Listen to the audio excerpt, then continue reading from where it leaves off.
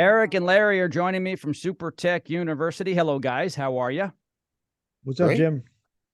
You know, you guys are movie stars. You know that, right? Because you put out these videos and you help people with their soft skills.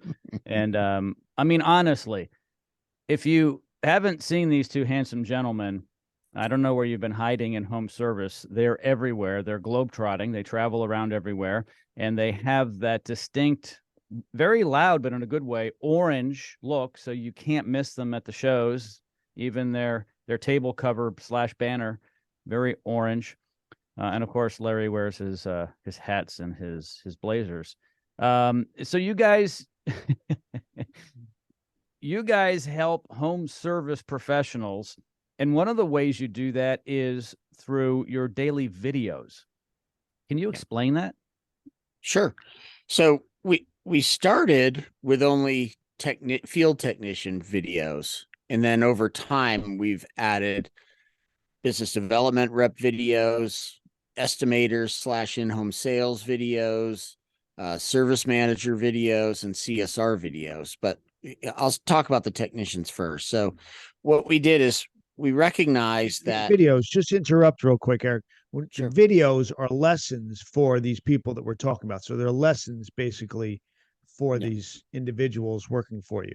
Good. I'm sorry. Right. No, that's perfect. Thank you. So yeah, what we did was we recognized that we needed to drip on our team a little bit every day with soft skills so that as they went out in the field, they could learn it. And it's not like an 8-hour course one day and then they forget everything that they learned 3 days later and it's no good. So we just wanted a little bit every day so it becomes part of their day. So what we do is we have 3 to 5 minute videos that somebody would play. They can either go directly to a technician's phone, or ideally they'd have a morning huddle and put it up on a big screen. And Monday we do personal development, because if they're not good at home, they're not going to be good at work. So we want to help them there. Tuesday is job site behavior, training, Susie and Timmy not to put the pipe wrench on Mrs. Jones' granite countertops. She doesn't like that. Right. Wednesdays, we do DISC personality profile training so that the employee or team member can get self-awareness themselves, but then also be able to read clients to communicate with them better. Thursday, we do sales and service training. And then Fridays, we recap those 4 lessons and they take a 5-question quiz and they repeat that every single week. Now, as far as the other videos, they're weekly, not daily.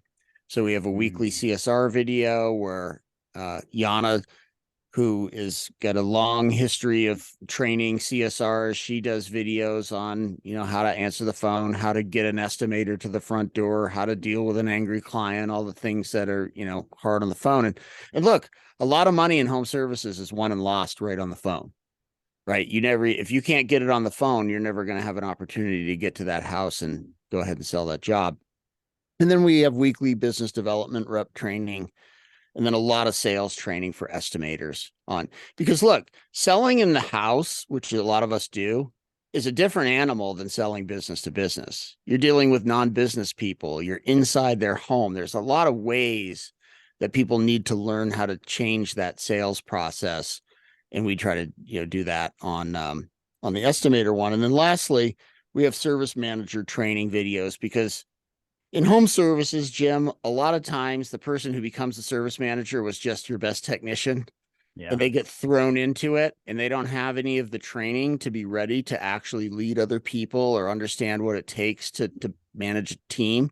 So we try to lessen that blow to them as they move from tech to service managers so that they can succeed, because we know by making mistakes that we've done that multiple times and it didn't work out. Until we train the person prior to them getting that job, it would always end in heartache. So yeah, and there was many different people that we realized before we put them in a position they weren't qualified, and it was super helpful, because that's the problem. But these lessons pretty much are many things that the owners are telling their team already, but they're not listening to them. Goes in one ear and out the other. I mean, we used to have that happen often. I would tell them something and they just like look at me, oh yeah, and it would never happen. And if it comes from somebody else, comes from Eric, that you need to do these certain skills when you're on site, or communicate this way, or perform this way and explain why, all of a sudden it resonates with that team member. And I think the owner cares how they find out and why they do it. As long as they do, they have empathy for the client. As long as they are accountable for their actions, as long as they, have good communication skills, they're just very happy that it's happening, making their business look better. When I was raising my kids, not that technicians, team members working for people are children, but I'm kind of trying to, draw an analogy here. When I was raising my kids, which I guess really hasn't ended, but when they were young, they didn't always listen to me. So sometimes I would ask a neighbor who they respected to pass that message along, because when you're close to people, whether it's your spouse, your boss, your children, they don't tend to listen as much and regard it as much, versus coming from someone else like you, a professional. Yeah. No, we see that all the time. As you mentioned earlier, Larry and I are at trade shows constantly, and we see our clients there.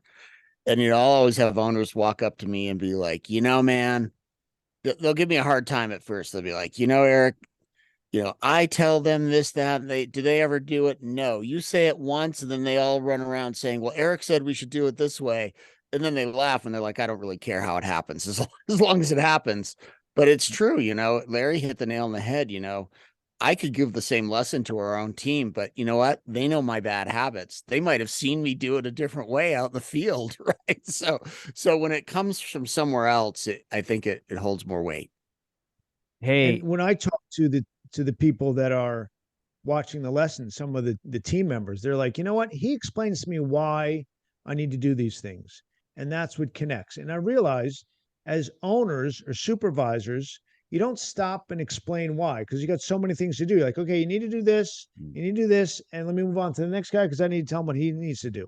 But if you stop and explain why it's important to handle female clients a little bit differently, how do you handle criticism, and why it's important to not take it personally, and why it's important to handle objections, that goes a long way, explaining why. Like, okay, cool, I get it. And then all of a sudden it sinks in, and bada bing, you got a great team member.